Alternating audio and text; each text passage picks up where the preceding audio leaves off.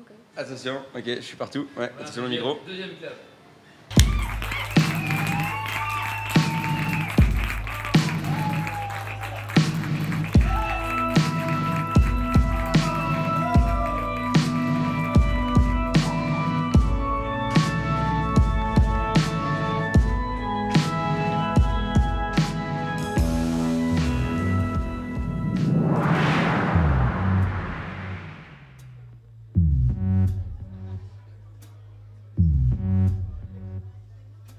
Friend, my dear old friend, I'm wasting time between the line.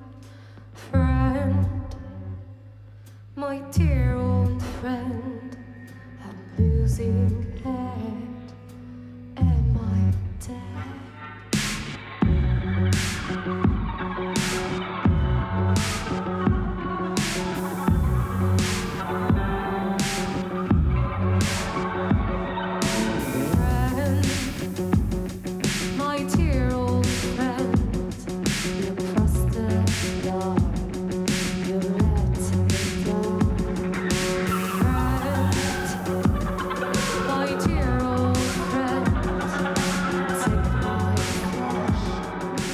Alors on a créé le groupe l'été 2016, c'est ça, hein, ouais voilà.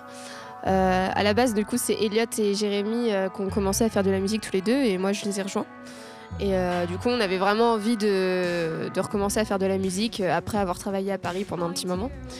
Et donc on a commencé à travailler tous les trois et on s'est vite rendu compte qu'il fallait un batteur, donc on a appelé Jocelyn. Voilà, Elliot avait un groupe avec lui avant, voilà, quand on était en études.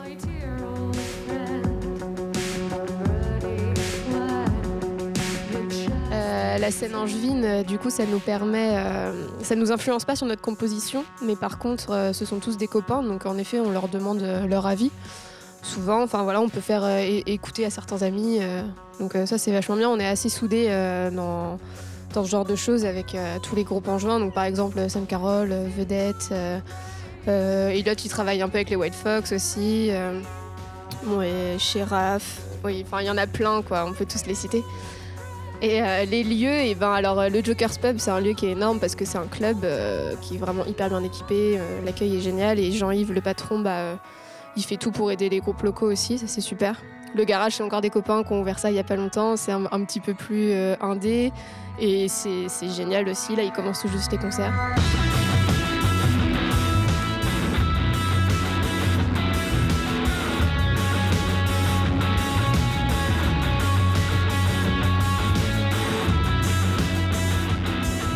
En termes d'influence, on a des influences communes. Je pense que c'est plus des groupes. On pourrait citer Radiohead, les Sons, Nine Inch Nails.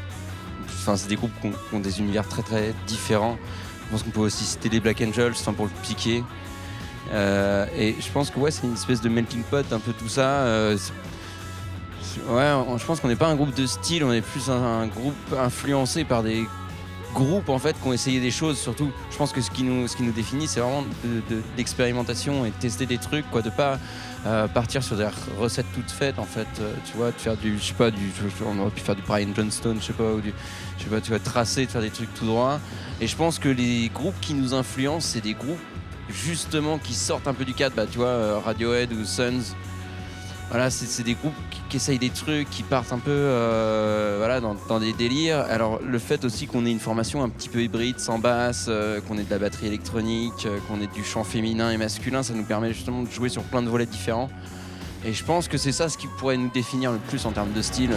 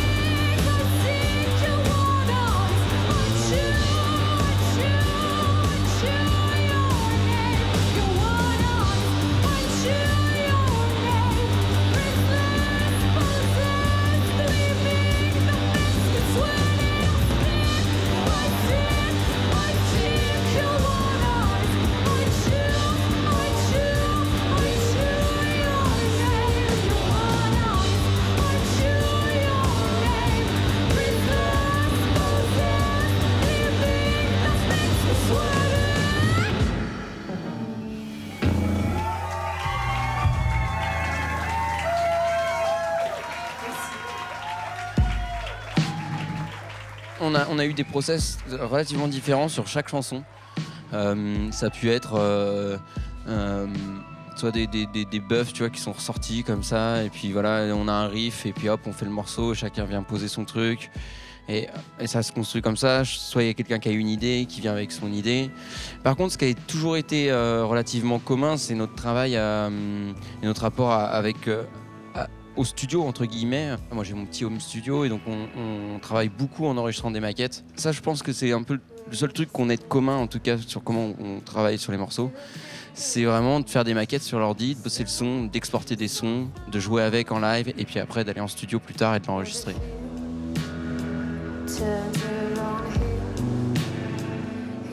Alors ouais, en fait, ouais, ce choix de la guitare baryton, c'est quand on a commencé à faire de la musique en fait avec Pichou tous les deux, et on a commencé à avoir quelques compos, et en fait on a cherché plein de trucs.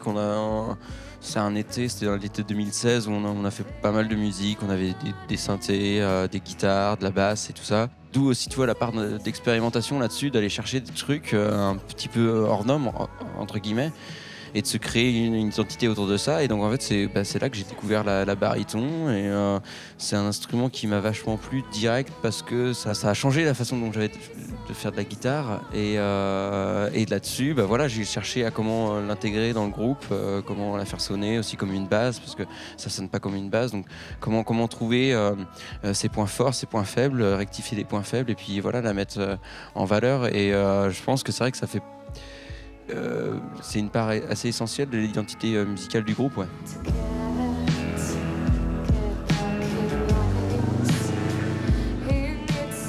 On est revenu en France avec un côté, je sais pas, il y a un truc qui s'est débridé là-bas, je pense, un peu plus live, un peu plus assumé, ce truc que ok, on veut faire des trucs clean, mais en même temps il faut un peu laisser aussi la part rock'n'roll reprendre un peu le dessus parfois.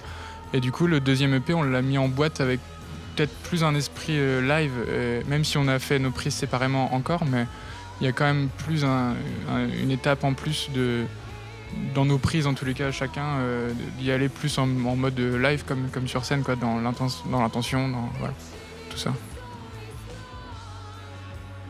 Et ouais, surtout ce deuxième EP, on l'a enregistré dans notre local de répète, en fait. On n'est pas allé en studio à ce moment-là. On a fait des pré-prod, des maquettes sur lesquelles on a travaillé, comme je te disais. Et en fait, on n'est pas allé en studio, et on l'a vraiment enregistré nous-mêmes sur mon ordi portable, tu vois. Et on a vraiment fait ça en mode DIY, en fait, parce qu'on voulait se laisser cette liberté, en fait, qu'en studio t'as pas forcément, parce qu'en studio forcément, tu vois, tu prends 4-5 jours de studio, et puis voilà, tu es en train de raquer, donc t'es là, bon, tu fais des choix, faut aller vite, machin. Et en fait, on voulait vraiment se donner le temps de pouvoir réfléchir aux prises, pouvoir se dire, si une prise on n'en est pas content, on la refait, parce que voilà, on n'a pas la montre, tu vois, au-dessus de nous comme ça, et parce qu'aussi on voulait se prouver aussi, je pense, un peu à nous-mêmes qu'on était capable de le faire, mais sans forcément d'intervenants extérieurs qu'on remanipuler notre musique. Et je pense que justement ça sera la prochaine étape, de réouvrir notre musique à quelqu'un d'autre pour pouvoir la remanier et avoir un avis extérieur, un œil extérieur, quelque chose de plus frais.